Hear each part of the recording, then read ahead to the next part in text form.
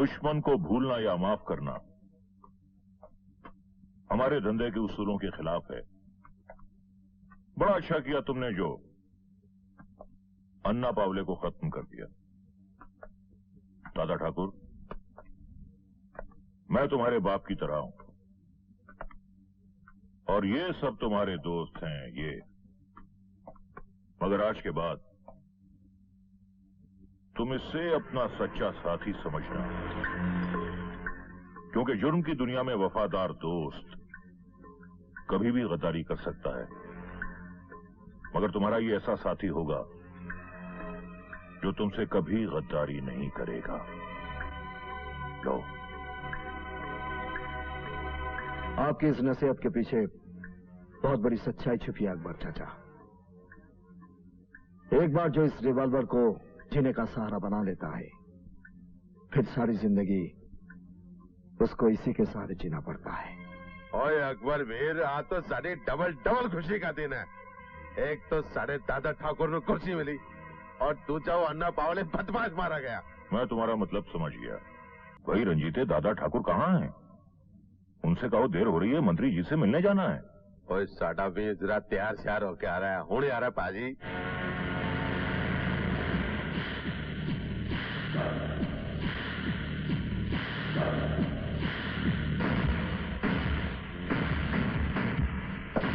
वाह दादा ठाकुर वाह, माशाल्लाह बहुत जच रहे हो। चलो।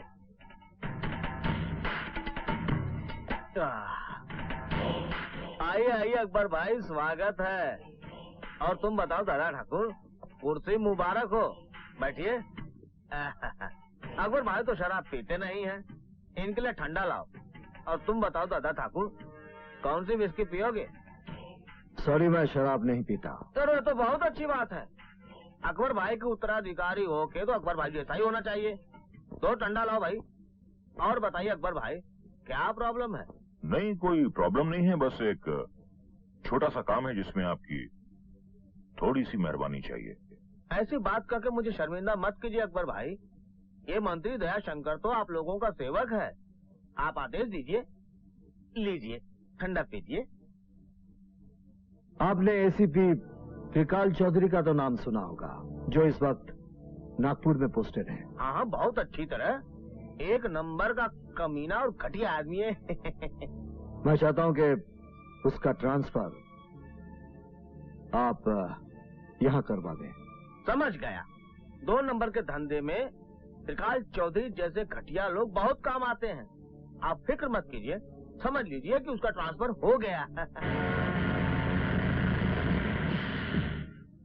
गुड मॉर्निंग पापा। गुड मॉर्निंग बेटे।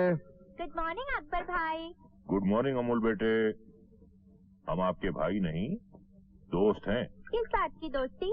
पापा को तो कभी टाइम ही नहीं मिलता और आप भी कभी हॉस्टल में मुझे मिलने नहीं आते।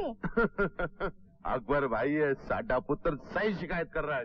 भाई दादा ठाकुर, अमूल बाबा की ये शिकायत बिल्कुल जायज है, इसलिए आपको हमारे बड़े भाई साहब के लिए हर हालत में वक्त निकालना होगा। आपने ठीक कहा अकबर भाई। बेटे, आज से मैं और अकबर भाई दोनों तुम्हारे लिए टाइम निकालेंगे। प्रॉमिस पापा? प्रॉमिस। अच्छा मैं चलता हूँ। Bye mummy. Bye papa. Bye. Bye Akbar भाई। बाय बेटे बाय। हायर से हायर एजुकेशन करने के लिए मैंने इसे अमेरिका भेजा, लेकिन भगवान का लाख लाख शुक्र है, ये अपने संस्कार और भाषा को नहीं भूला। ये तो अच्छी बात है माथुर साहब। हायर एजुकेशन के लिए लंदन या अमेरिका जाने में कोई बुराई नहीं। बुराई तो इसी में है कि उनकी तहजीब और उनके कल्चर को अपनाने की। आपने बिल्कुल सही कहा दादा ठाकुर। माथुर साहब, अब यही बात नई नस्ल को समझाना तो बहुत मुश्किल है। हाँ माथुर साहब, ये मेरी बीवी कामना और मेरी बहन रेशमी। नमस्ते। बैठो बेटी बैठो। रश्मि बिटिया, तुम साक्षात लक्ष्मी हो। दादा ठाकुर, ये तो आपकी जिद थी, जो विवेक बेटे को लेकर रश्मि बिटिया को देखने के लिए मैं यहाँ चला आया। मेरी तरफ से तो रिश्ता पक्का ही समझिए आप। माथुर साहब, मैंने आपको विवेक के साथ यहाँ इसलिए नहीं बुलाया कि आपका बेटा मेरी बहन को देखे और पसंद करे, बल्कि इसलिए बुलाया था कि मेरी बहन आपके बेटे को देखकर पसंद या नापसंद कर सके। खैर, आपने अपनी तरफ से रिश्ता तय कर लिया है, इसलिए बहुत बहुत शुक्रिया। लेकिन मैं हां या ना का फैसला मेरी बहन की मर्जी जानने के बाद ही बताऊंगा। आपने सही कहा दादा ठाकुर। सुखी जीवन के लिए लड़का लड़की का एक दूसरे को समझना बहुत जरूरी है। खैर, आपकी राय का इंतजार रहेगा मुझे। अच्छा, हम चलते हैं। नमस्ते। नमस्ते। नमस्ते। रश्मि, माधव साहब इस शहर के कुछ गिने चुने अमीरों में से हैं। उनके परिवार की समाज में एक पहचान है। विवेक उनका इकलौता बेटा है। मैं जानना चाहूंगा कि तुम्हें विवेक पसंद है या नहीं। जिंदगी का तजुर्बा मुझसे ज्यादा आपको है भैया। मैं अपने बारे में कोई फैसला नहीं कर सकती। हम तो हर हाल में तेरी खुशी चाहते रश्मि, इसीलिए तो तेरे भैया को ये जानना है कि तुम्हें विवेक पसंद है या नहीं।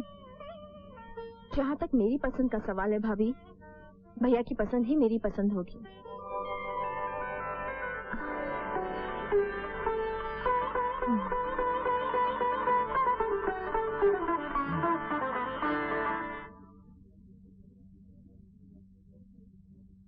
Sir, I was very happy in Nagpur. मुझे अब तक समझ में नहीं आया कि मेरा ट्रांसफर यहाँ क्यों करवा दिया गया।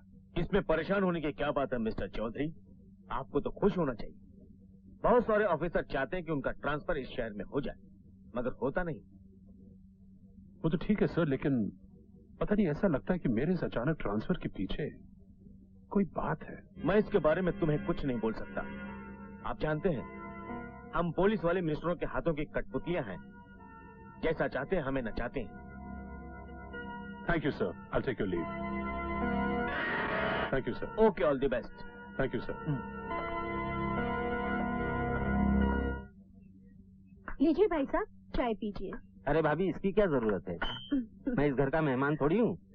और आप तो जानती है कि मैं त्रिकाल साहब के अंडर में काम कर चुका हूँ। जी हाँ, मुझे पता है। मुझे इस बात की बड़ी खुशी हुई कि त्रिकाल साहब भी ट्रांसफर होके मुंबई आ गए। हाँ। दरअसल इस शहर को त्रिकाल साहब जैसे एक ईमानदार ऑफिसर की सख्त जरूरत है। भाभी, आपको पता नहीं है आपके पति कितने महान हैं। मेरे दिल में उनके लिए खास रिस्पेक्ट है। भाई साहब, आप चाय पीजिए, मैं अभी आती हूँ। जी, आप जाइए। एक अमले, तेरी खोपड़ी में भेजा है कि नहीं? अगर त्रिकाल चौधरी इतना ही ईमानदार आदमी है तो तू मुझे यहाँ क्यों लेकर आया? अबे साले, तू नहीं समझेगा।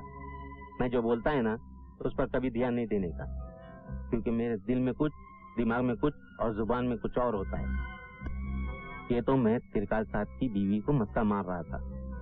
दरअसल त्रिकाल साहब एक नंबर का हरामी आदमी है। गुड मॉर्निंग कामले। सर, कैसे हो?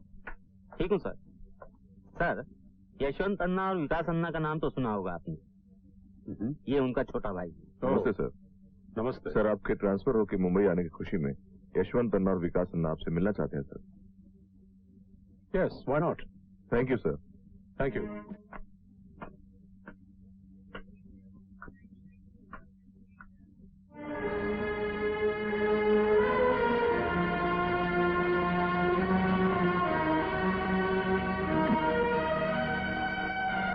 मैं जानती हूँ इस वक्त तुम्हारे अंदर तूफान सा उठ रहा होगा। अनगिनत सवाल जहरीले नाग बनकर तुम्हारे दिलो दिमाग को डस रहे होंगे। बिल्कुल ठीक समझा तुमने। देखो रश्मि, हम दोनों एक दूसरे के जीवन साथी बनने वाले हैं, इसलिए मेरा ये जानना बहुत जरूरी है कि उस लड़के के साथ तुम्हारा क्या रिश्ता है। तुम्हारा ये कहना एकदम जायज है। मैं खुद भी तुम्हें अपने बीते हुए कल के बारे में सब कुछ बता देना चाहती हूँ। मेरे भैया, जिन्हें लोग दादा ठाकुर के नाम से जानते हैं, दरअसल वो पहले कांस्टेबल थे। भाभी, भाभी, हेलो भाभी जी। आ रही हूँ, आ रही हूँ। इतना चिल्ला क्यों रहे हो तुम? ये देखो, आपने जो जो सामान कहा था सब लेके आया हूँ। ये लिस्ट है, चेक कर लो। चेक कर लो? मैं अच्छी तरह से जानती हूँ, तुम जो भी लाए हो बिल्कुल सही लाए हो। वो तो है भाभी जी। गुड मॉर्निंग देवराज भैया। अरे गुड मॉर्निंग सर। अरे ये क्या देवराज भैया, आप में आत्मसम्मान नाम की कोई चीज है या नहीं? क्या मतलब? मतलब ये है कि आप एक सरकारी नौकर हैं और आपको हमारे घर का कामकाज करना शोभा नहीं देता। सुन लो भाभी, इनके घर का मतलब ये घर हमारा है ही नहीं। कौन कहता है कि ये घर तेरा नहीं है? अरे बाबा, मैं तो तुझे अपने परिवार का एक सदस्य समझती हूँ। सुन लिया मिस्टर इंदर, भाभी की इस बात का कोई जवाब है आपके पास? अरे ये हवलदार अगर अपने ही घर का काम काज करे तो इसमें बुराई क्या है? समझ गया ना? आप लोगों से कोई जीत तो सकता नहीं। अच्छा भाभी, मैं चलता हूँ। हेलो, आप कौन सा बोल रहे हैं? एमएलए साहब, आप 1 मिनट होल्ड कीजिए, मैं साहब को बुलाता हूँ। 1 मिनट। किसका फोन है देवराज? साहब, एमएलए साहब का फोन है। हेलो, नमस्ते एमएलए साहब, नमस्कार। रोशनलाल बिल्डर के मर्डर केस में जो आदमी गिरफ्तार हुआ है वो आपका आदमी है? अरे नो प्रॉब्लम सर, वो छूट जाएगा। अरे नहीं सर, इसमें धन्यवाद की क्या बात है। It's a matter of give and take. आपने मेरा प्रमोशन करवा के मुझे एसपी बनाया, तो क्या मैं आपके लिए एक छोटा सा काम नहीं कर सकता हूँ? सर आप बेफिक्र रहिए, आपके आदमी को कुछ नहीं होगा। Okay sir, thank you sir, thank you. Devraj, yes man साहब को डॉक्टर के पास जाना है, तुम उनके साथ जाओ और चेकअप करवाने के बाद उन्हें घर पहुंचा के तुम पुलिस स्टेशन आ जाना। ओके? Yes sir. अच्छा, तुमने पढ़ाई भी कंप्लीट कर दी है, तो अब आगे क्या करने का इरादा है तुम्हारा? पिताजी चाहते हैं कि मैं आईपीएस करूं, लेकिन मुझे आईपीएस बनने का कोई शौक नहीं है। तो फिर क्या करोगे? मैं एमबीए करके खुद का बिजनेस स्टार्ट करना चाहता हूँ। I want to become a big businessman too. Idea तो बहुत अच्छा है तुम्हारा।